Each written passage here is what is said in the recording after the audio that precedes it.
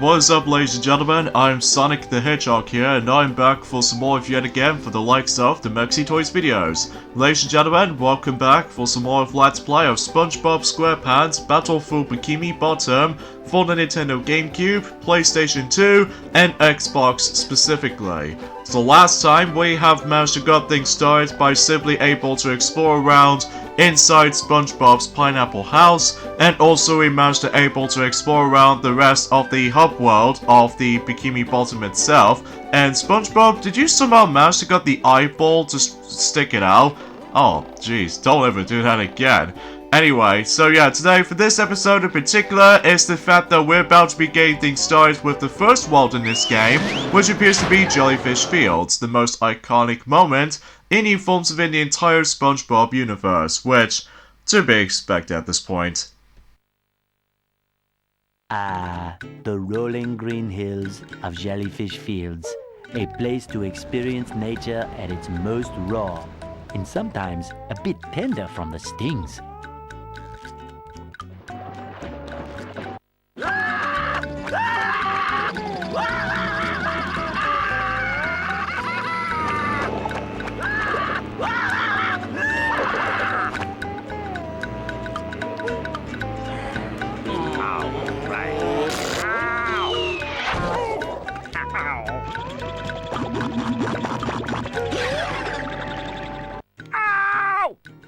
Squidward, are you okay? No, I'm not okay, you barnacle head. Do I look like I'm okay? Well, your nose does look pretty big. I mean, bigger than usual because it's usually pretty big. And you look clammy. And oh my gosh, you're bald! I've always been bald, but now I'm stung all over. Well, according to the Jellyfisher Field Manual, severe jellyfish stings can be treated effectively by applying a thick layer of King Jellyfish jelly to the affected areas. King Jellyfish? Well, I guess you're off to scale Spork Mountain and die a horrible death under the vicious tentacles of King Jellyfish. I'll stay here, balled up here in excruciating pain. You do that! Don't worry, Squidward. I'll bring back that King Jellyfish jelly for you to rub all over yourself. Oh, poor Squidward. He always has bad luck when it comes to getting stung by jellyfish and stuff, since I think that the first time he ever gets stung by the forms of the jellyfish themselves is, of course, jellyfishing episode from the likes of Season 1. So, yeah, obviously, the first level, as you can see on screen, we're about to be exploring around in Jellyfish Fields, make its first ever debut in the forms of you know, as I said, the first ever episode features jellyfishing to begin with, and that is of course jellyfishing from Series 1. And by the way, you notice with that particular boxes, by the way, the cardboard boxes, ever since during the forms of Idiot Box episode from the likes of, I have no idea what the season was that was in, but even then though, that what this allows you to do is the fact that this allows you to transport it to a different box to the other, which can be good if you can't be bothered able to go and backtrack for certain aspects combined, but either way though, that's all I can really doubt it for anyway. So either way, by the way, if you manage to come across into this goo by the way, this allows you to able to go all the way back to the actual safe spots. So even then though, don't do that, unless there are some cool speedrunners of this game kind of thing about it, because I did manage to look upon you know, some cool speedrunners of this game, and I gotta have to admit though right away, they did that so good. Even especially noticeable how the fact that they always are trying to able to compete against some different speedrunners' times during the forms of this specifically for this game. So even then though, yeah, that's what I can say about it. And right here, we need to get about 125 of those shiny objects, but luckily we got plentiful of these. However, I'm not gonna spend on those just yet, because otherwise I'm just gonna have to double check on certain spots, and hopefully we'll able to actually collect some of those remaining collectibles. Specifically, I'm also able to try my best to able to actually get ourselves every single of those golden spatulas, as you can tell, and also same applies to those socks in particular. However though, for I've noticed something from the start though, is the fact that there are about 80 of those socks in total that we need to find. So as a result, I will able to actually just to go ahead and just to find them. So, anyways, there's a sock over there. I did not notice there's a bottomless pit right down there. Oh well, I guess that might be some sort of like a first step or something. So, anyway though, so basically, yeah. And by the way, you know with that golden pants that I've got ever since joining forms have been Bikini Bottom Hub World? This way it gives me the extra health. So, yeah, it's kind of like the same thing for how it does it in heart containers from the Zelda games, except, well, you get yourselves the actual extra pairs of underwear as in your health bar. And by the way, much like in Super Mario 64, by the way, you can able to actually choose what tasks you want to go to, such as, for instance, for example, the first golden spatula mission is the fact that we need to go all the way, continuously going forward during new forms within the world itself. So even then though, it might be self-explanatory for the most part, and also we come across into checkpoints, which this allows you to, well, to save your progress. Well, to be more specifically though, oh, there's another golden spatula down there. But we'll get that as soon as we're able to continue exploring for this for the most part though. So, but either way though, it's a pretty iconic stage for those of you able to have some good nostalgias with this game. Especially noticeable how the fact that, well, what I've noticed the fact that it's a good thing that this game gets its remake and during at some point next month, as I said before. So even then though, because of that though, I'm so looking forward to it still. Even though despite it have some, you know, questionable design choices is what most people seem to have common with, that, or complain about. Such as, for instance, in the original version, you can able to see the entire horizon of the entire Bikini Bottom itself, which is always like a pleasure experience. However though, in a remake on the other hand though, it does attempt to now offer us a fog effect, which as a result, it does feel kind of out of place in a remake sometimes, but it won't bother me that much though. Well, some people might get bothered with that, but either way though, let's just see what happens until then, when the remake actually comes out. So even then though, that, what I've noticed something from the start though, is the fact that some of these gamers tend to think there is actually this is without doubt one of the best SpongeBob games that most people always play, which I honestly agree. Just like in the forms of how it does it in the best Simpsons game that ever came out, which is of course The Simpsons Hit and Run, because that's what most people seem to think they always remember that game. Probably because despite the fact that it was actually a Grand Theft Auto clone, but with the Simpsons characters into it. So even then, even though originally we were going to do that Let's Play during at some point in 2019, but unfortunately things didn't get worked out to be as of late. So as a result, we will try our best if we're able to actually do the Let's Play of The Simpsons Hit and Run as much as possible. But not now though, because there's quite a lot of things to tackle through basically. So even then though, and obviously, as I said before, countless amount of times in the past, that, as I said before, I will be back on to more of the Kingdom Hearts Final Mix and during at some point in September. And then after we're done with that, then I can possibly say you guys about this. Until at some point, likely in, I would say in October or something like that, then I would be able to actually focusing on, you know, The Simpsons Hit and Run. Or to be more specifically, I think I'll let, I would say Piglet were able to tackle for that game whenever we are done with any other Let's Plays first. So let's just avoid that cannon balls with spikes on them. Hey Gary, what's shaking? Meow. Wow, a bungee jump for a golden spatula! I must be in heaven!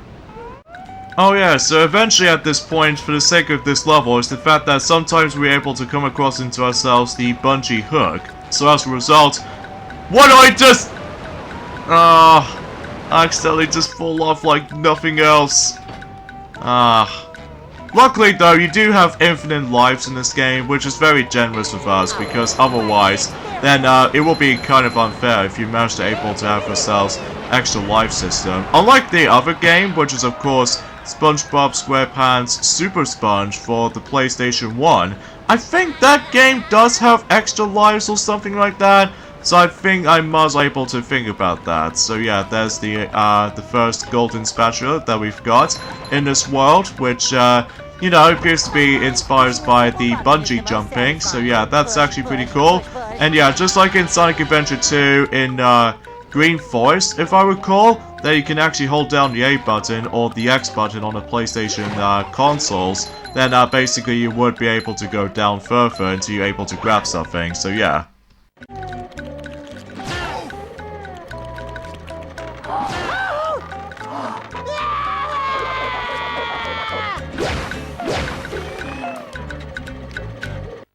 Oh boy, looks like we have ourselves new types of enemies here now as well. I do apologize with the actual, the lack of names of these enemies basically, because even then though I haven't really looked upon that much of this game up until, let's just say in 2015, when I was super interested with this game, that despite the fact that I haven't exactly a big fan of SpongeBob back in the day as a kid, but it wasn't until in 2008 that I seemed to be more interested with that. Especially noticeable how the fact that we did watch some films the entire time based off from SpongeBob stuff, which obviously there's the first film came out in 2004, but then the second film came out until likely in 2015, but then recently until the third one were about to be released. Oh yeah, the second film is called Sponge Out of Water, by the way, sorry for a little bit of a tangent right there. And the third film, which is of course Sponge on the Run, which is supposed to be able to be releasing this year. But either way though, some players or some of you people out there, and even kids out there, we have to wait for a longer amount of while just because of due to coronavirus pandemic and stuff like that. Which, even then, I don't know if I was gonna able to see that film, I'll have to be honest here, just because of how the fact that it might plays out pretty similar to Where's My Pet Gary episode special, so yeah, I don't know if I can able to see that, so. But I digress. So yeah, a few things I want to explain about this, but despite the fact that me and Piglet has not even mentioned about this in Mario Party 10, and especially noticeable with Defi and Tiana has not even mentioned about that in Donkey Kong Jungle Beat Let's Play so far. Recently, well, despite the fact that until likely tomorrow, that Xenoblade Chronicles Definitive Edition for the Nintendo Switch will be releasing tomorrow, so I'm really looking forward to see how that's going to turn out.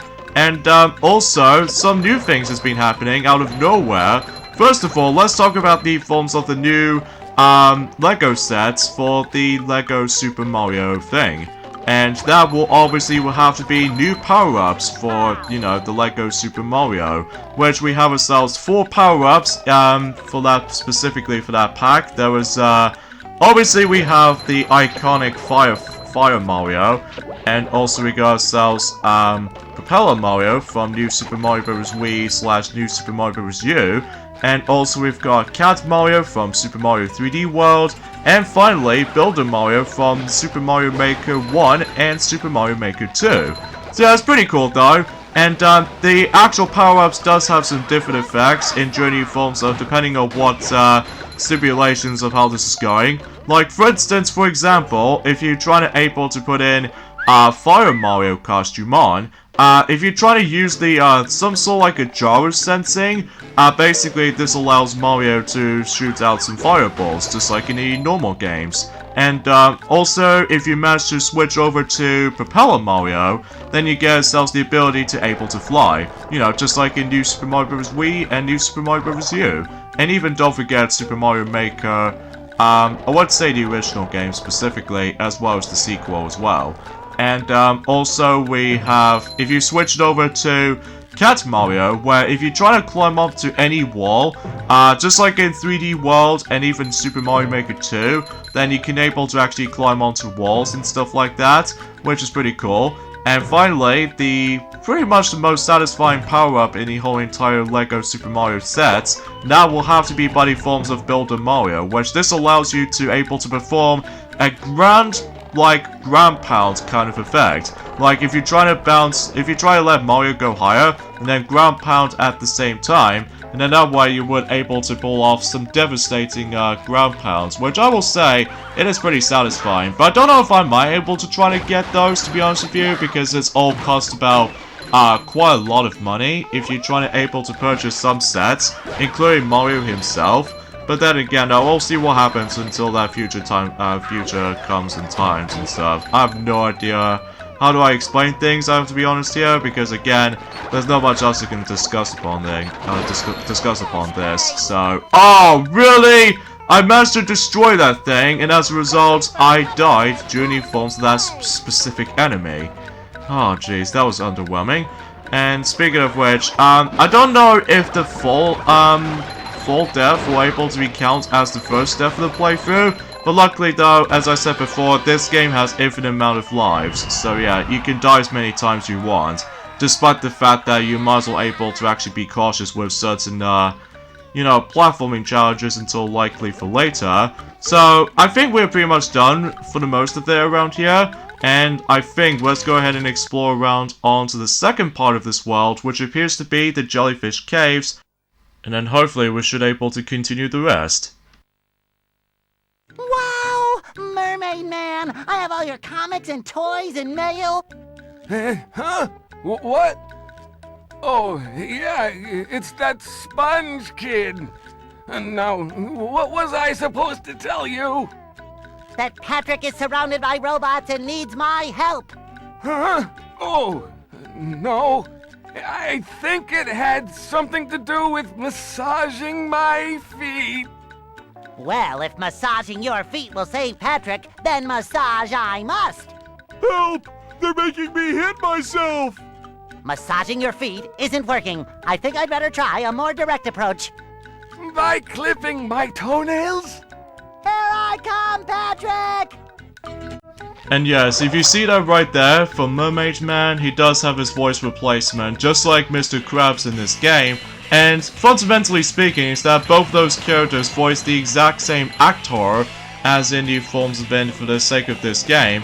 And they are voiced by, I would say, Joe White, which previously on the TV series on SpongeBob SquarePants, its own thing, that Mermaid Man was voiced by, I would say, Ernest Berginen, which I do apologize for his surname's description, by the way. Even though, unfortunately, he did die during the Forms event 2012, which, I've not even exactly know what that is. Oh wait, because of its, a kidney failure, which is kind of sad. But even then, though, he was in a good age, though. I'm gonna have to admit that right away. He was actually in a good age. Like, specifically, he was like 95. So, it's kind of a shame that he died during a kidney fail, but that's how it goes, basically.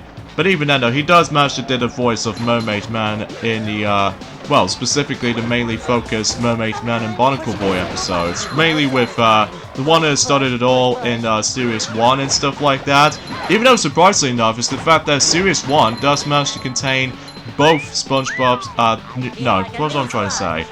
Both of those Mermaid Man and Barnacle Boy episodes in one particular series, which is kind of rare, every nowadays, but either way, though, that's what I can really say here.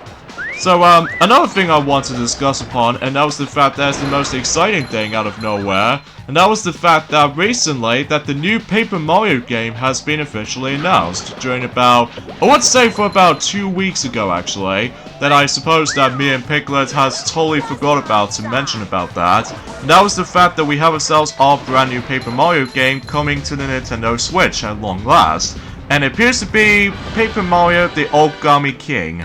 And for what I've noticed, I think, is the fact that the presentation on that game looks remarkably similar to the ones and how it does it in Color Splash, because obviously with the actual aesthetics about the game actually feels like, although I'll talk more about later, because we meet up with Patrick Star. Hey, SpongeBob! Woo! Thank goodness you're safe, Patrick. Well, of course, SpongeBob. Why wouldn't I be? Well, the robots and the... Oh yeah, I found this for you. I don't know what it is, but it looks important. Thanks, Patrick. I tell you what, all that running around has left me pooped. Why don't you continue on for a bit? Okay. And to top it all off, we can get ourselves our next golden spatula, and also we can now able to have the ability to play as Patrick Star. So yeah, as a result, that, yes, because this game does have 3 different playable characters, which I'll discuss more about this until later. Because for now, we have ourselves the actual main element for Patrick Star, and that was the fact that his ability, as you can see, he can able to carry some fruit, and then decide to able to throw it into someplace else. Mainly with the forms of the actual switches, as you can see. But here's one little problem with Patrick though, and that was the fact that, well, it's kind of a little bit of a nitpicking right here. And that was the fact that if you somehow grab the fruit, well, you can't jump with it. So you have to, like, keep on throwing it at the different heights as much as possible. And the ability, as you can see right there, that we have managed to able to switch those different characters around. Mainly at the moment, we've got ourselves SpongeBob and Patrick Star after all. In order to be able to actually switch between the two, and especially the third playable character, which again we'll get into more on that later, basically we need to go ahead and just get onto the bus stops, and then if you press, depending on what controller, or even depending on what version you're going to be playing, if you play the GameCube version, you obviously have to press the R button, I think. And then if you press the R button on the Xbox version as well, or the right trigger button, and then if you press the R1 button on the PlayStation 2 version, then you would able to switch between different multiple characters. So that's how it goes basically. So even then though, it might be very common as you think. And by the way, we have to keep on switching between those characters a lot, because much like the forms of, let's just say, in Super Mario 64 DS or something, we have to choose different amount of characters to do different specific amounts of missions. And so whenever we, you know, decide to go for 100% completion, or for the sake of clarity, if you really want to get yourselves the remaining, you know, stocks as you really want to grab them. And if I recall correctly, this particular bouncy tree were able to take me all the way back to that beginning portion right there. But I have no idea why I truly just did that, probably because I just need to see something in the horizon. Hey, you barnacle head! Watch where you're going! The rock is talking to me. Almighty Rock, I am at your command. Down here, you big pink lummox! Oh, hi there, Mr. Plankton. Are you going to vaporize me today? So very tempting. Unfortunately, I found myself in the undesirable position of having to assist you. I was in an undesirable position yesterday, and now my neck hurts. Heed my words, my large future minion. Go into Jellyfish Cave. Follow the instructions on the signs that you see. At the end of the caves, you'll still be a big pink idiot, but you'll know enough to help defeat the robots and get me back into the chum bucket! Well, then will you vaporize me? I might spare your life so I can force you to work in my sweatshop making low-quality design and knockoff wallets. Oh, thank you!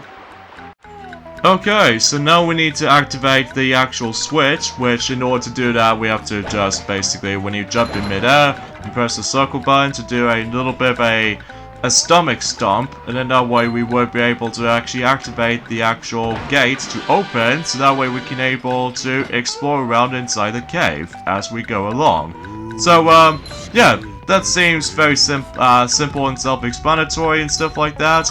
So, but even then though, obviously we need to watch out for a lot of hazards, such as of course the actual lava rocks, or in this case the fire rocks and stuff like that. Which, if you dare touch them, then obviously you get hurt. So yeah, you really refuse to do that. So yeah, with the new Paper Mario game has been announced, which is in this case Paper Mario the Origami King.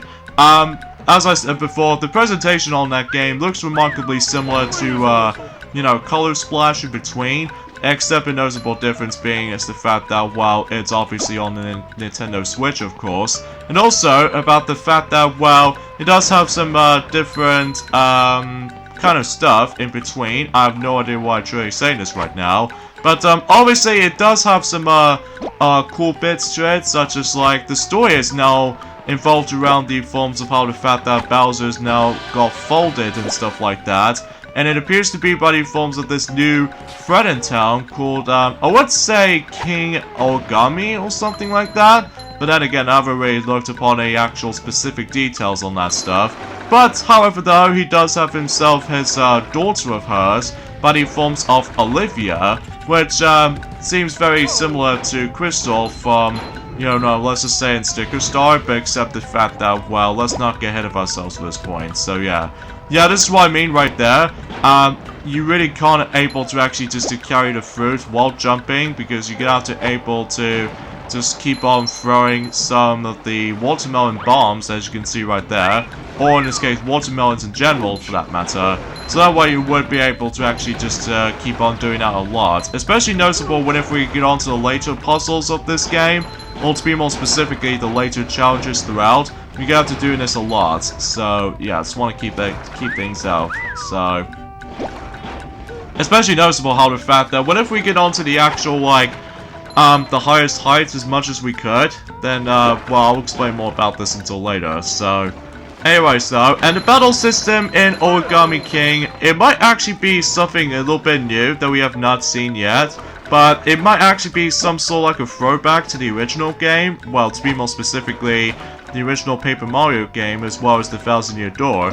Well, I don't know if it's like a combination of the two, but then again though, that the game wasn't out yet until, well, conveniently enough, the actual release date for Paper Mario The Origami King was actually not that far, which apparently though, when that game was first announced, much like the ones in Mario Party The Top 100, it will take about 2 months to release. So yeah, it seems kind of short in any single ways as possible. But even then, I'm really looking forward to see how that new Paper Mario game is gonna play out to be. Especially noticeable how the fact that, well, despite I've not actually got back into Color Splash for a ridiculously long amount of time, probably because I was actually more different to that, because I kind of prefer, you know, Paper Mario, the original game, as well as you know, the superior, the 1000-Year Door in general.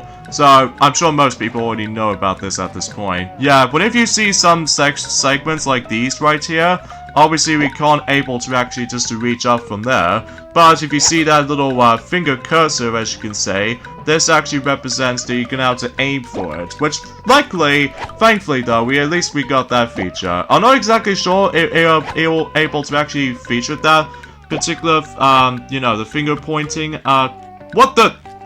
The watermelon just managed to clip right through the wall. Oh man, what is going on? Anyway, let's try that again. So, yeah, as you see right there, we have to get ourselves, we need to take 2 watermelons in that exact spot. And that way we should be able to reach into this highest height.